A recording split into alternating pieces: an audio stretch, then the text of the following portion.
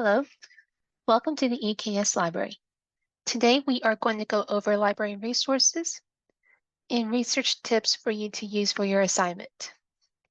To get started, you're going to go to the library's website by going to library.wingate.edu or through MyGate under Resources, click Library, then access the library. Once you are on the website, you'll notice a couple of features that you can use to help you succeed. On the top right corner, you'll see the chat messaging, where you can message with a librarian or a library assistant for help. You'll also see our fetch database, as well as the library hours and our event schedule.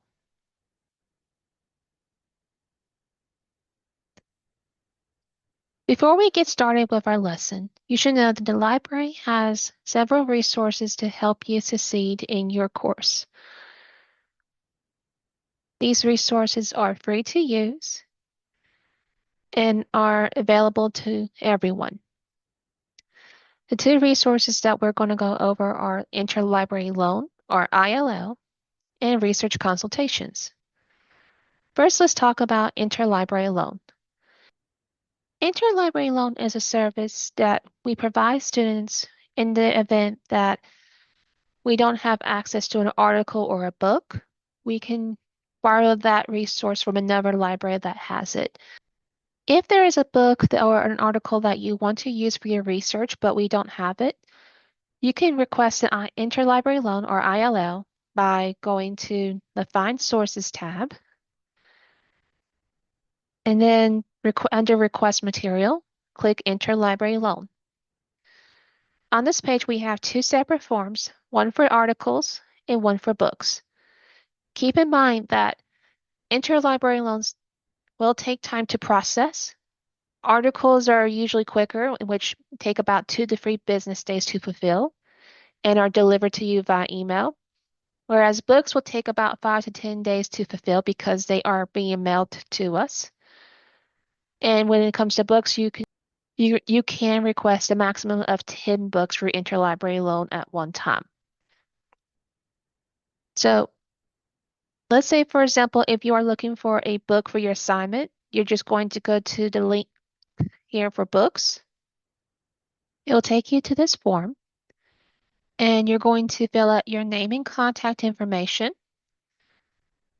and then details about the book, such as the name of the author and the title and the 13-digit ISBN number. Once you fill this out, it's going to ask you if you have looked up the book on our online catalog.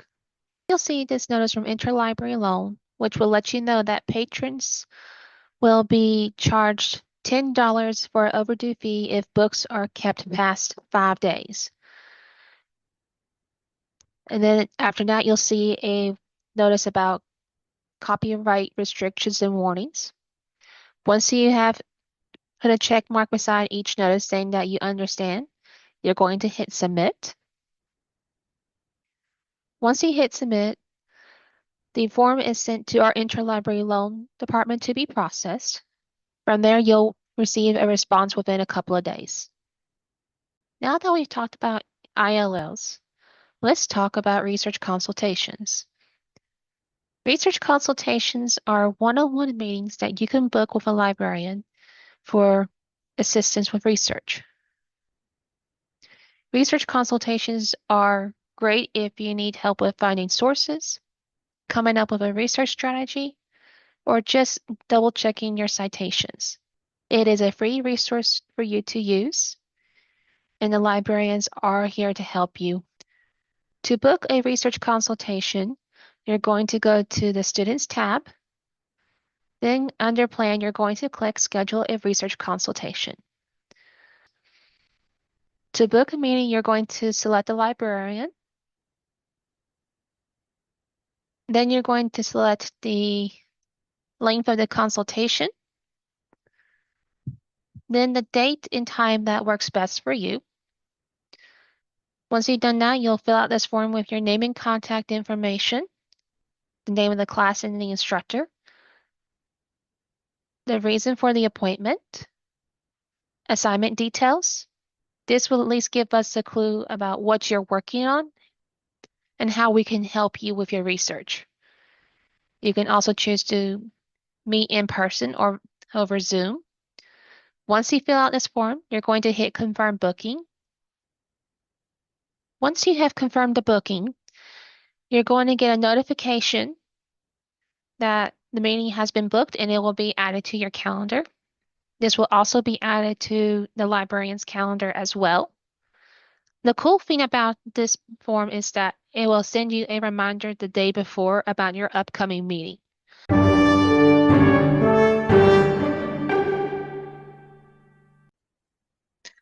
For your assignment, you'll be using the English 110 LibGuide.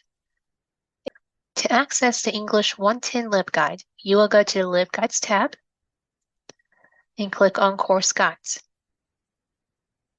On the right-hand side of the page, you'll see a list of LibGuides. Scroll down until you see the English 110 University Writing and Research link. Click on it, and here you'll find the English 110 LibGuide page. On the home page, you'll find a link for the research consultation appointment, the A through Z database list, a journals title search where you can look for different journals, and the link to the Tutoring in the Writing Center.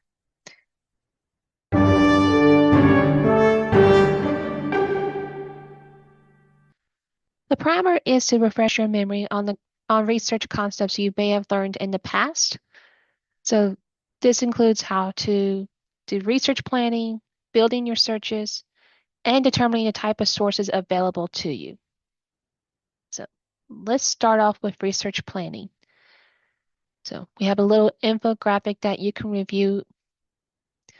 The first thing you are going to do is select a topic of interest.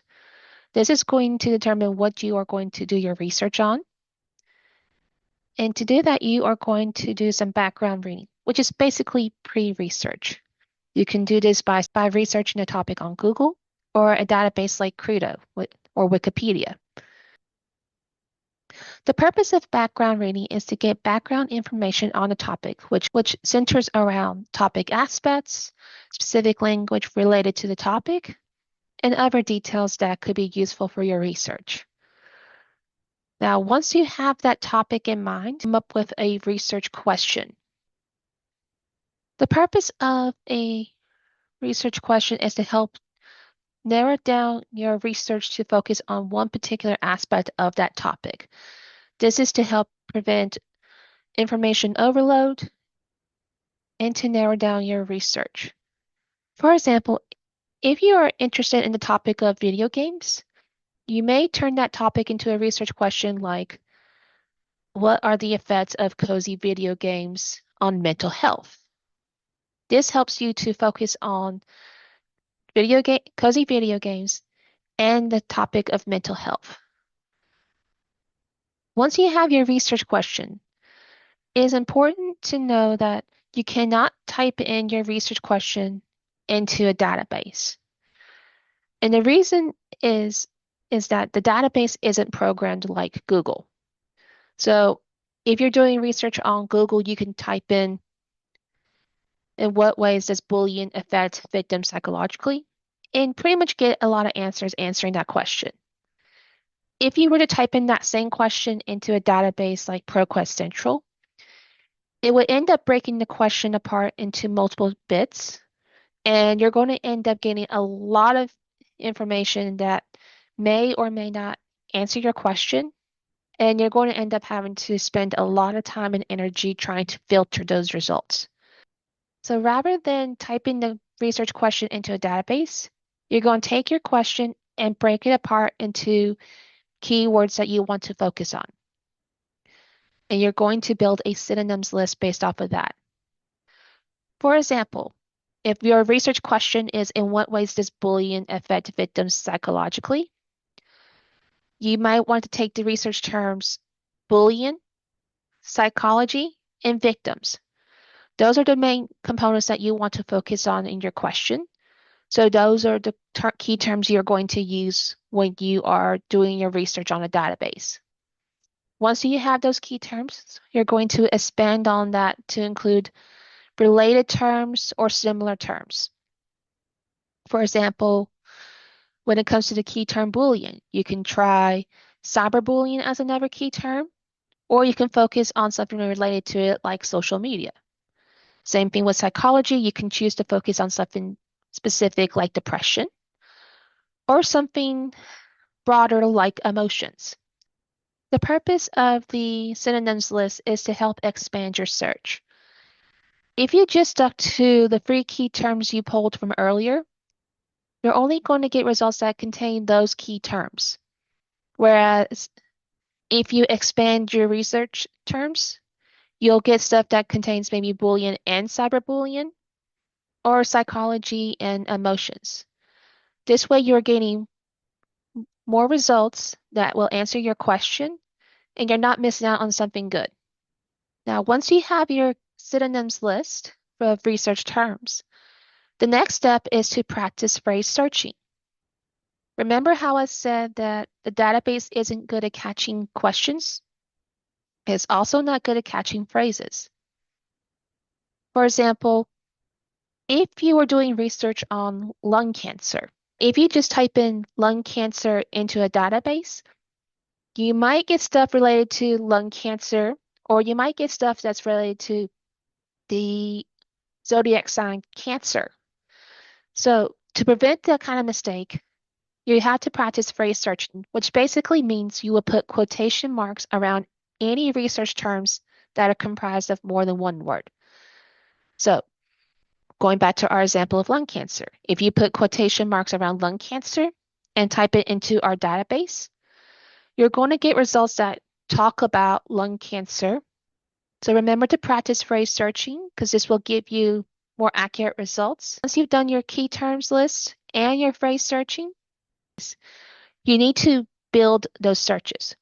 And to build those searches, you need to use something called Boolean operators. Boolean operators are basically commands that tell the database what you're looking for and how you're looking for it. The purpose of these operators is to connect your research terms and to build a more accurate search.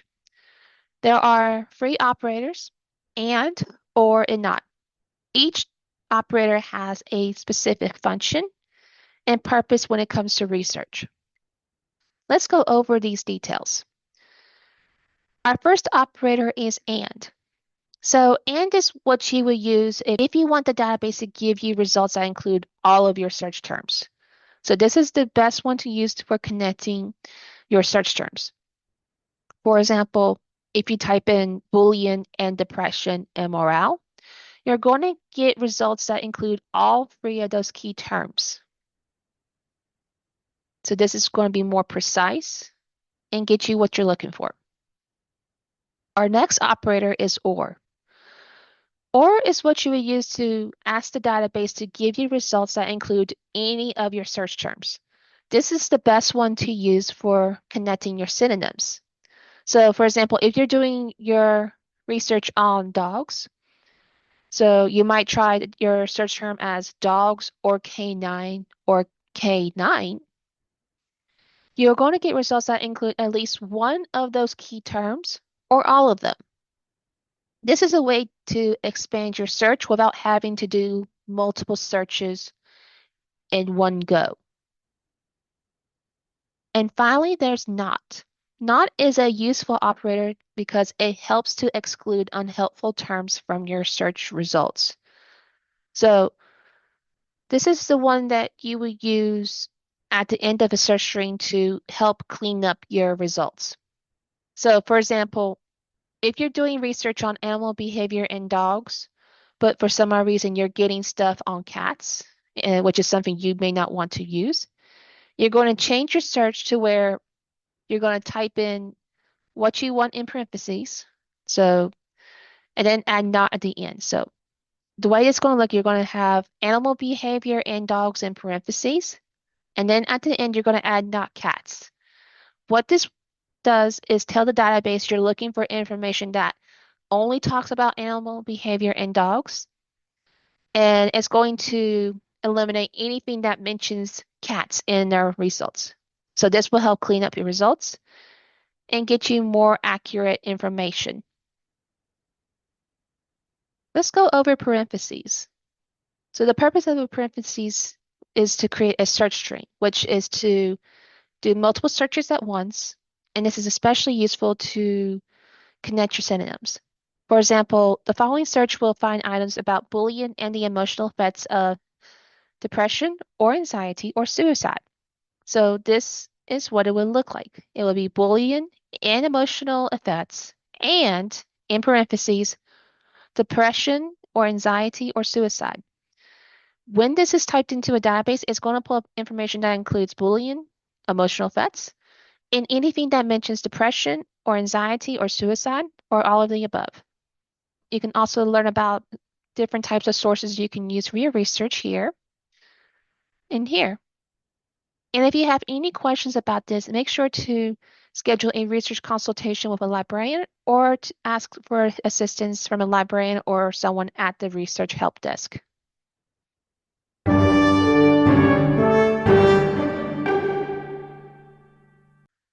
Let's talk about the SIFT method and lateral reading. The SIFT method is an evaluation strategy developed by digital literacy expert Mike Caulfield to help determine whether online content can be trusted for credible or reliable sources of information, such as fake news, social media posts, and artificial intelligence or AI content. To learn more about the SIFT method, we are going to watch this video created by the Vanderbilt University Library.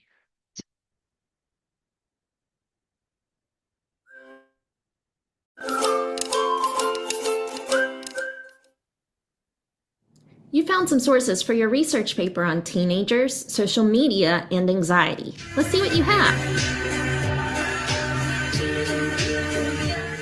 Some of your sources are a little bit questionable. This tutorial covers a quick way to evaluate sources as you're searching. It'll actually save you time. It's called the SIFT method of source evaluation.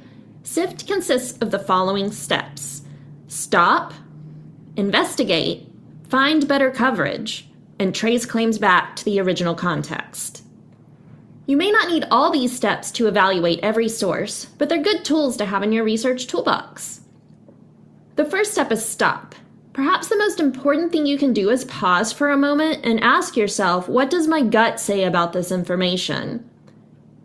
If you have any doubts, move to the next step of SIFT, investigate.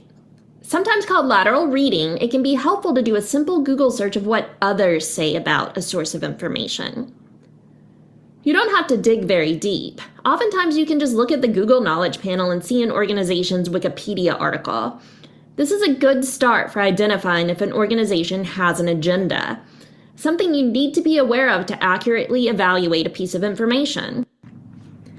It's kind of like if I asked you what kind of student you are, then I asked your instructor and your parents. I'd get 3 different answers. Just looking at the About Us page of a website doesn't give you the full picture. Doing a quick Google search to see what others say provides a fuller view of an organization's mission. If you find that your original source is a little bit questionable, or maybe not appropriate for academic research, but you still want to see if you can locate a source with similar information, go to the next step, find better coverage. See if a newspaper of record has covered the information. For example, what is the New York Times or the Wall Street Journal saying? Are multiple reputable media outlets reporting the same thing? If so, use one of them as your source. And finally, it can be helpful to trace claims back to their original context. Did you ever play the telephone game as a kid? Someone starts the game by whispering a phrase to the first person. As the phrase is passed from one person to the next, it morphs into something completely different from what was intended. The same can be true on the internet. As information is re-reported, reposted, and just generally recycled on the web, each filter changes the meaning, whether intentionally or not. Tracing information back to the source is the surest way to find the original meaning and context of a piece of information. And remember, if you have questions about evaluating sources, you can always ask a librarian.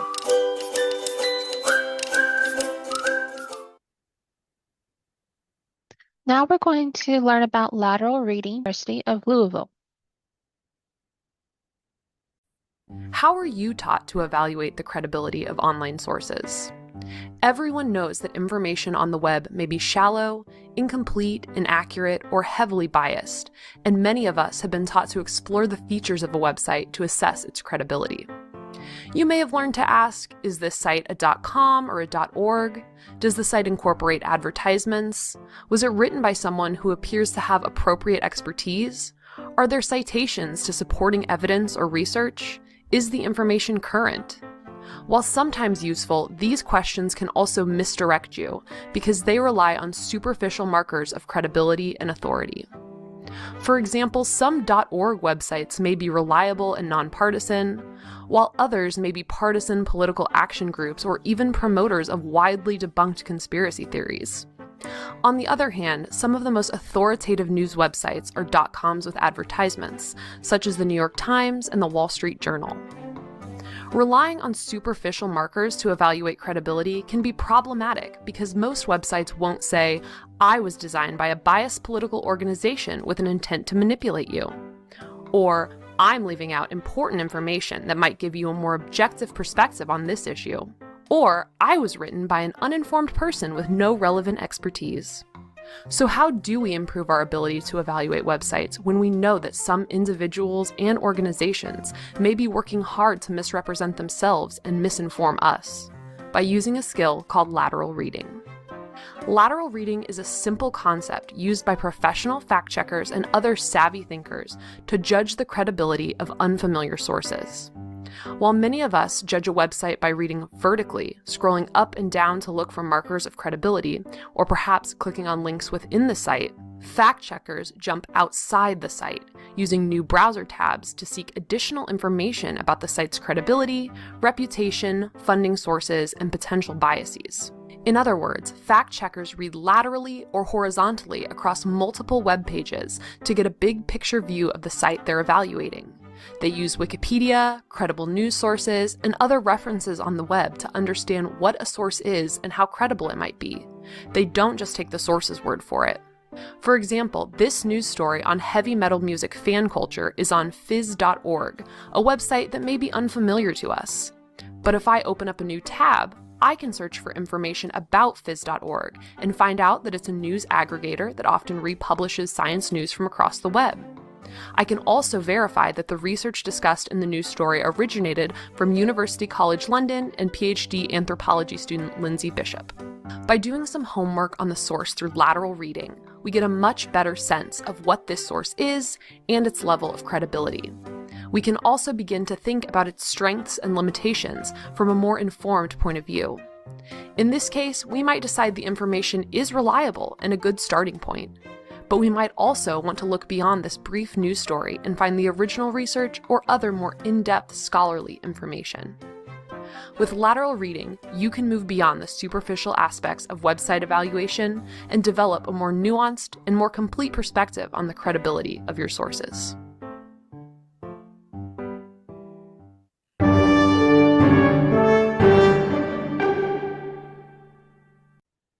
Let's talk about finding sources with Fetch. Fetch is the library's discovery service that will search the library's catalog for both physical and electronic sources, including over 77 academic databases. This database is particularly great for looking up books and ebooks in our library's collection. To search on Fetch, you're going to click on the link below. It will take you to that database, which is located on the library's website. As you can see on our Fetch database, you'll see a basic search. And you can use that, but it's better to use the advanced search option. So you're going to click on advanced search. And it's going to take you to this page here. And this is going to allow you to look for books based on title and author, or to search by subject. Let's say you are looking for the book Frankenstein by Mary Shelley. To look for that particular book, you're going to go down to where it says any field, click on it, and change it to title. And then in the search bar, you're going to type Frankenstein. Next, you're going to add your Boolean operator. So our Boolean operators are located here. You can see and or not. For this search, we're going to use and. And then on any field, we're going to change it to author or creator. And then we're going to type the author's name, which is Mary Shelley.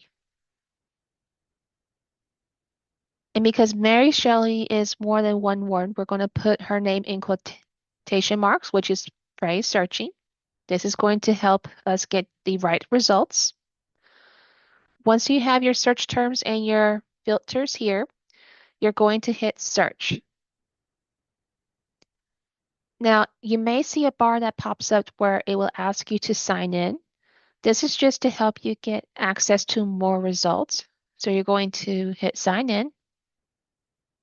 And if you're not already signed in to your Wingate account, it might take you to another page where it will ask you to sign in before it will take you back. So once you sign in, you'll see a page that looks like this. And sometimes depending on the book, we might have multiple versions. So this one right here has multiple versions. So we're going to click on See All Versions.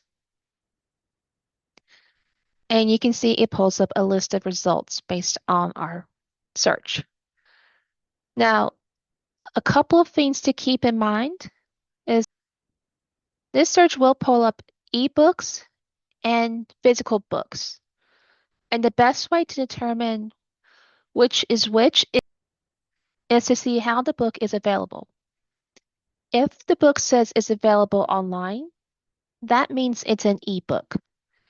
However, if it says it's available at the EKS library, that means it's a physical copy. There are different ways you can access these books.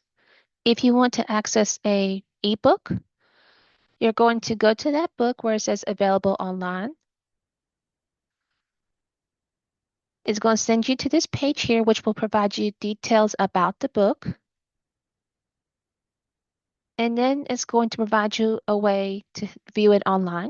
So you're going to click on this link. And it will take you to this page here. So you can see the title, how you can read it online here. You can download the book if you choose to. And of course, if you do this, it will check out this book for up to 365 days or a year. You can also choose to download a PDF file of the chapter. So if you're not interested in downloading the whole book, you can download a chapter to make it easier. When you want to read, you're going to click Read Online. It's going to pull up the book here, and you can navigate the book by clicking on the arrows here. Let's say you want to read a physical copy of the book. You're going to go back to the catalog page, and you're going to go to the section that says it's available at the EKS library. You're going to click on the title. You'll see details about the book. It's also going to give you a location. So it may say something like main stacks, Baker and Taylor, or reference stacks. This is to tell you where that book is located in the library. Once you get to that section, pay attention to the call number. The call number is basically an address for that book where it would reside in that section. So what you're going to do is you're going to either take a screenshot or write down the location and the call number, and then go to that area to look for the book.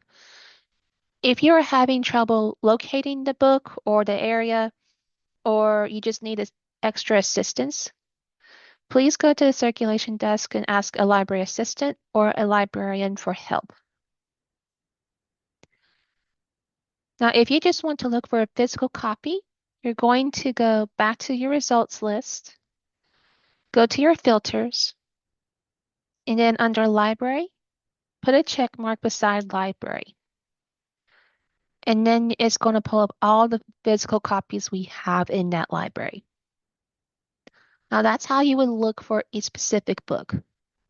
If you want to look for a book based on a subject, you're going to scroll back up, click on this little arrow to expand your search. We're going to clear our results here. And let's say you are looking for books that talk about Frankenstein in general as a subject. You're going to go to any field, select subject, and then type Frankenstein, okay? You're going to hit search. To access the book, you're going to go to the filters, go to resource type, and select books, and then apply filters. So now it's going to pull up all the ebooks and physical books that we have on the subject. And from there, you're just going to look over this list and then select the book that you might be interested in. And then if it's an ebook, you're just going to go to that book's location. Or going back, you go to the physical copy in which you will write down the call number and the location available.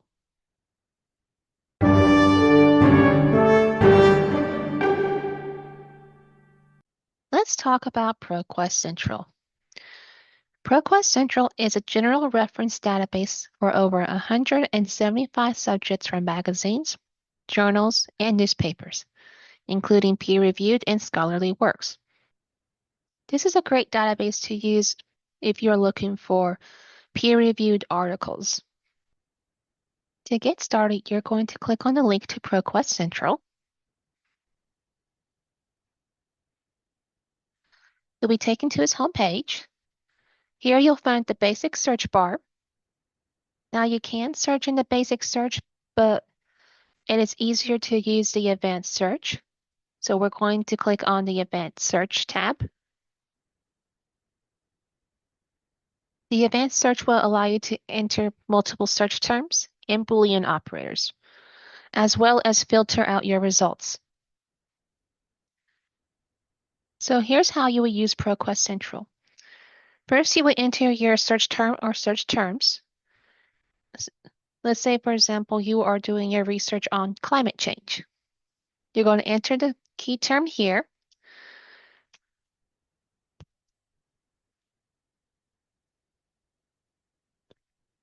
Now, of course, you can add more search terms to this and more Boolean operators, but this is just an example. Once you have entered your search term or search terms, go to the Limit To section and put a check mark beside full text. This will allow you to get full access to an article, not just a paragraph or an abstract.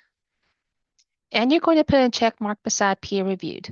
Peer-reviewed means that the source has been reviewed by a committee of professionals in the same field that have looked over the resource and determined that it is accurate and factual. Once you have these check marks here, you're going to go to publication date and change all dates to specific date range. And here you can enter a date range. So let's say you want to look for something within a 10-year span. You're going to enter that date here. So here's our 2015 and 2025. Once you have your filters in place and your keywords, hit search. Here you'll find your results in the middle. It'll also give you recommended books based on your subject, and you'll see the filters on the left. As you can see, based on this search, we have over 576,000 results, which include articles, books, and more. If you would like to narrow this search down to scholarly journals, scroll down and go to source type, and then select scholarly journals. So now it's pulling up scholarly journals. And there are other ways you can filter your results. So you can filter it by publication date, subject, document type, language, publication title, and more. So we can also narrow it down to just articles. So we're going to select the articles. So now it has filtered the results based off of scholarly journals and articles, as well as our date range and our subject. From there, you're just going to look through the results to see which article or links sounds the most interesting to you. Once you have found something that interests you, you're going to click on the link provided by that article. And you'll see a couple of features here. First, you'll see the article here. Sometimes it'll pull up the abstract first, and then you have to click on a PDF file, or sometimes it will pull up the PDF file first. So you'll also see on the right-hand side is a research assistant, which will provide you a summary of the article.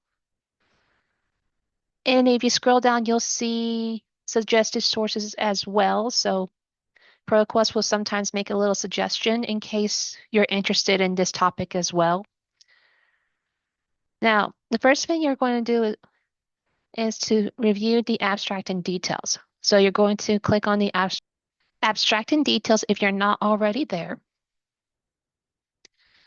And you're going to read the abstract and details. It is important that you read the abstract first because it's going to provide you with a summary of the article. And if you want to see if this source mentions your topic, you can hit Control F and search for a key term. So you can look for climate change, and then you can see how many times that phrase is mentioned in here. So you can determine if this is something you can use based off of how many times it mentions this phrase, or if it's something you need to pass. Once you have read the abstract, and you have determined that this is something you like and can use, you'll need to get the PDF file. So click on the PDF file here. The reason that you would get the PDF file is because it will keep the article together, so you're not missing out on paragraphs or sentences. Also, it's going to provide you with page numbers, so it will make it easier for you to cite your source. Now, I already mentioned that ProQuest will give you a list of suggested articles that you can use as well. Another thing you can do is use citation chaining. Citation chaining is when you use the author's sources as your own. For example, let's say you found a source on this article that you like and you want to use for your own assignment. You're going to scroll down until you see the reference page, the works cited, or the bibliography. And then you're going to find that reference that was mentioned. So you'll scroll down until you can find it. So let's say you liked this particular citation here, and you want to use that for your source. You're going to copy the information and then basically search for the article or source on Fetch or ProQuest Central or Google Scholar. Sometimes the source will have a link provided, and if it does, then you can click on that link and it will take you to that article for you to use. So this is just another way of getting more information without having to do so much work. Once you have determined that this article is something you want full access to, you have a couple of options. So one option is you can print the article. Another option is to download the PDF file. This is a great option to have if you have your own computer or laptop, because then that article remains in your file forever and you don't have to worry about losing it. If that is not an option, go to All Options, and you can choose to email it to yourself, or you can save it on your Google Drive by clicking Google Drive and logging in using your Wingate account. So these are ways that you can access the article and save it. Now, a word of caution is that ProQuest Central has a citation generator. Most of our databases will provide us a citation generator of some sorts. However, I would caution the use of citation generators because they are not programmed to be 100% accurate. Sometimes they make mistakes, and if you are not careful, you can lose a point or get in trouble with your instructor. My advice would be to cite the source using the information found on the citation in the LibGuide, in a works cited guide, or if you decide to use a citation generator, double check it with the citation LibGuide before you hit submit. All right. If you have any questions on how to cite the source, you can always see a librarian or book an appointment with the Writing Center upstairs.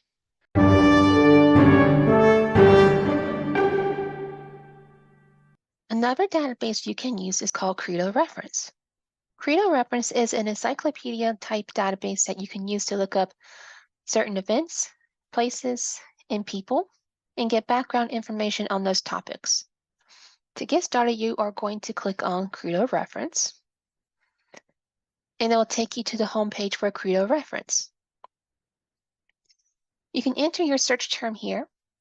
For example, if you want more background information on the author John Updike, you can type in that keyword here. So quotation mark, John space Updike. Close it with a quotation mark and hit enter. It will take you to all the information it has on the author.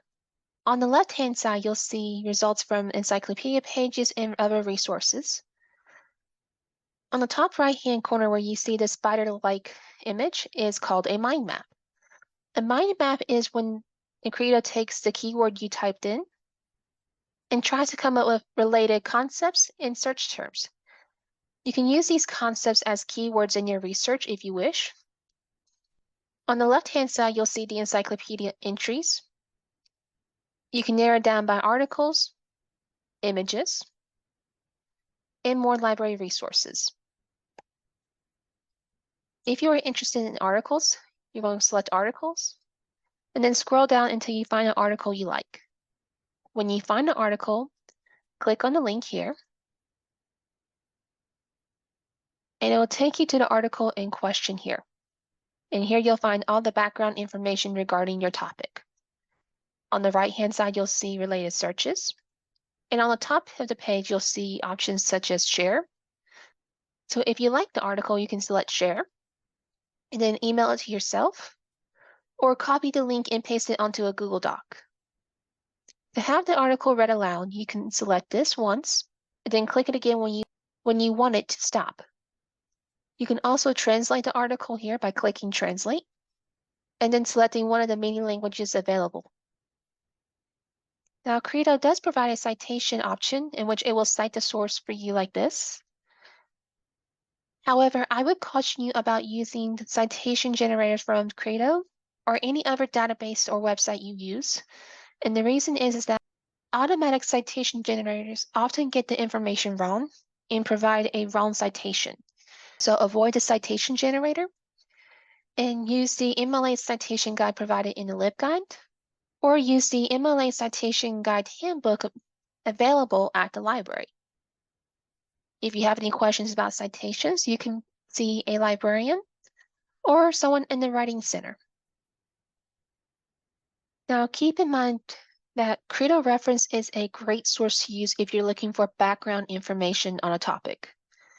However, Credo Reference is not good for providing an in-depth analysis of a topic. So you will need to use other resources available in addition to Credo Reference to build up your assignment.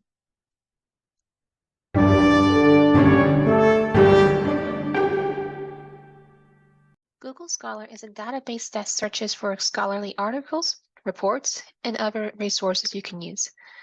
It will even include sources found in the library's collection. To use Google Scholar, you are going to click on the Google and Google Scholar tab and select this link. To access the library resources on Google Scholar, click on the three lines on the top left side of the page. Then select Settings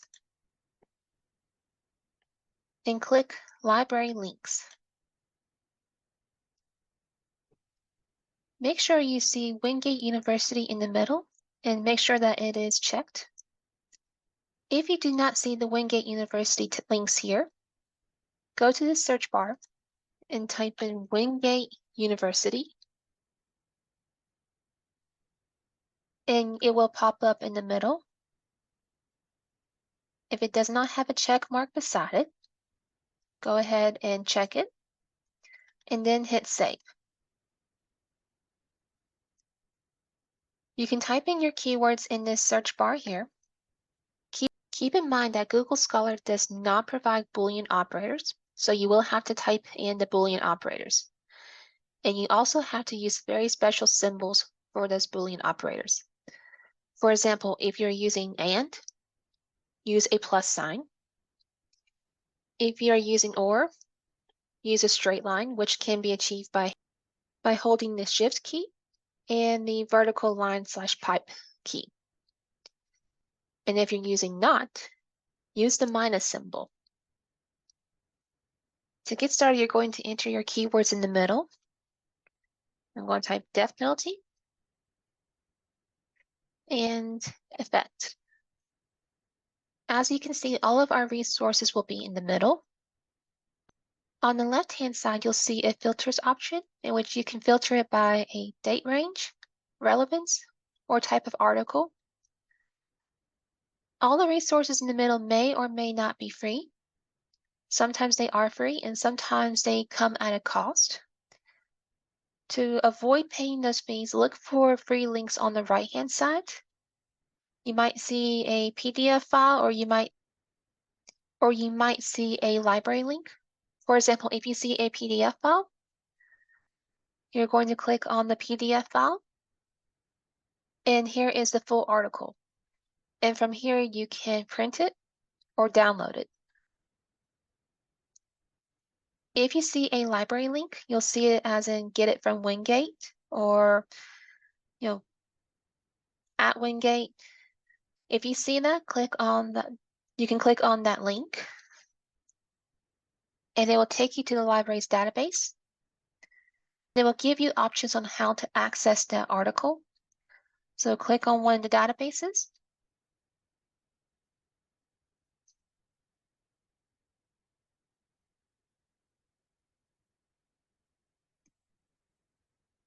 And here is the article.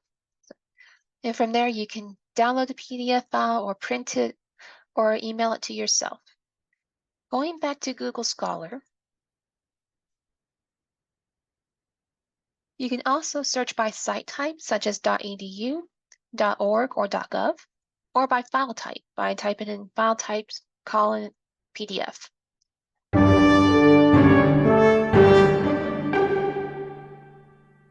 Let's go over artificial intelligence, or AI. There are pros and cons to using artificial intelligence, or AI. The pros to using AI can help to create keywords and find background information. You can use it to create outlines for essays and projects, although you will definitely need to edit them before you submit it. Otherwise, this counts as plagiarism. You can use AI to jumpstart research, enhance problem solving, and it is pretty quick because it provides immediate results. The cons to using AI include risk of academic misconduct, such as cheating or plagiarism, privacy and security concerns. It can also be biased, as AI has been known to create sources and citations that are fake. And lastly, it can create an over-reliance on AI and technology. If you need further clarification on what you can and can't use AI for, please refer to the Wingate Artificial Intelligence Policy. While we don't recommend using AI for writing your paper or for doing research, we can recommend that you use AI to help you come up with keywords. So you can use ChatGPT or Google Gemini to help you with creating a list of synonyms for your research. To do that, you're going to click on the ChatGPT link. So let's say you're doing research on depression. In the search bar, you're going to ask ChatGPT for keywords for depression. Hit enter. and it will generate a list here. So you can see general keywords. You can also use symptom-related keywords, and so on and so forth. But you can, from this list, you can copy and paste this list onto a Google Doc and use it for your own research. So that is how you would use AI to look up additional keywords for your research. Going back to the AI LibGuide, other things you need to be on the lookout for is AI generated content. A lot of AI content can be misleading and is generally considered not peer reviewed. So before you accidentally click on the AI content or use AI text, here's how to spot AI generated content. You need to look out for the following. If you're looking at text, be on the lookout for a lack of emotion in the writing. So if it sounds robotic or matter of fact, that's a red flag. Also look out for outdated information, exaggerated facts, and fake sources and references.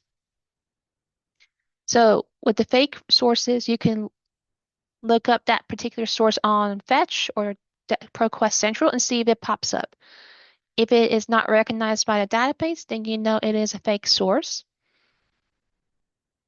You'll also need to look out for repetition of phrases and words. Watch out for unusual or over-complex sentence construction. And a lack of depth in analysis and citations. When it comes to pictures, look out for misplaced content. This could be something like missing or misplaced objects, body parts, incorrect shadows and lighting, text that doesn't make sense or form real letters. You also need to be on the lookout for smooth features. So think of unrealistic textures for skin and fabric. And this could be humans with glossy or unusually smooth skin in clothing. And smooth, crisp images with heavily blurred backgrounds. And also look out for watermarks. And finally, when it comes to video, check out the body movement. If you see that the body moves unnaturally or the person is not blinking, that is a red flag. Also look for the lighting. AI is rather inconsistent when it comes to lighting, so be on the lookout for shadows and blurs or light flickers where there shouldn't be. And finally, check for irregular audio. This could be unnatural or flat tone, unexpected background noises, and choppy sentences. If you have any questions about whether a source is AI generated or how to use AI, please speak with a librarian.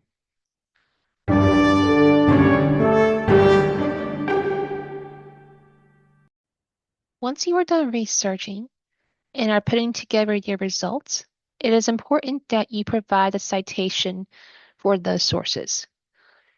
Failure to provide a citation is an act of plagiarism, and you could get fined or worse as a college student. For your assignment, you will need to use the MLA Citation Guide 9th edition. So let's review. First, let's talk about how you would integrate sources in a paper. One way you can integrate a source is to use a direct quote. A direct quote is when the information taken from a source is used verbatim. When you use a direct quote, you'll need to put quotation marks around your direct quote, as well as provide a page number in your citation. See the example below. You can also paraphrase, which is when you use your own words to represent the information taken from the source. Keep in mind that even though you're using your own words, the information and ideas are not your own, so you will need to provide an in-text citation. Look at the example below to see how a paraphrase is done and cited. Finally, you can also summarize. Summarize is similar to paraphrasing, but unlike a paraphrase, the summary condenses the entire source into a sentence. And again, even though you're using your own words for this, you must provide an in-text citation. So if you look at the example below, once you have written your paper or worked on your assignment, you'll need to create a works cited page. The works cited page is where you'll provide a list of all the sources you used in the paper. This could also be counted as a reference page or a bibliography. Here are some things you'll need to know about a works cited page. It needs to be on its own separate page. The title has to read Works Cited. Full citations for every source used in the essay must be double-spaced with any indents and sorted alphabetically. So that is how a works cited page is done. Now let's talk about in-text citations. So in-text citations are made of signal phrases and parenthetical references, and there are two major ways to cite an in-text source. You can use a signal phrase and parenthetical reference, or you can use only a parenthetical reference. So you have a couple of different options. So here's an example of the person using the signal phrase and a parenthetical reference. And here's an example of just using the parenthetical reference.